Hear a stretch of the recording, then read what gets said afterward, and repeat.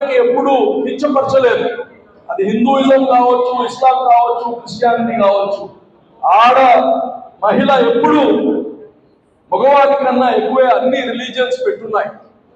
ఆ గొప్పతనాన్ని మన నడవడికలో, మన ప్రవర్తనలో, మనలో ఉండే లీడర్షిప్ లో మీరందరూ కానీ దాన్ని చూపించాలని కానీ, మీ ప్రతిభను చూపించాలని కానీ తెలియజేస్తూ, మరి నా సోదరులు ఎంతమంది ఉన్నారో గతంలో ప్రతిపక్షంలో ఉన్నప్పుడు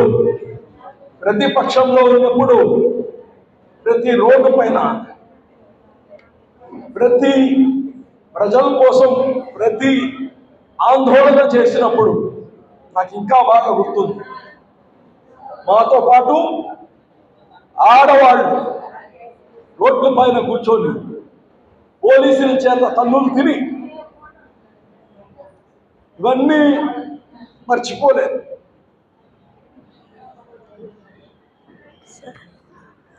సో ఎవరు మీ కష్టాలు మర్చిపోలేదు. మాతో పాటు జైలుకి వెళ్ళారు, కేసులు పెట్టించుకున్నారు, ఇంట్లో కుటుంబాలు మీకేం పని ఆడవాళ్ళకి అని చెప్పినా మాతో పాటు వచ్చిన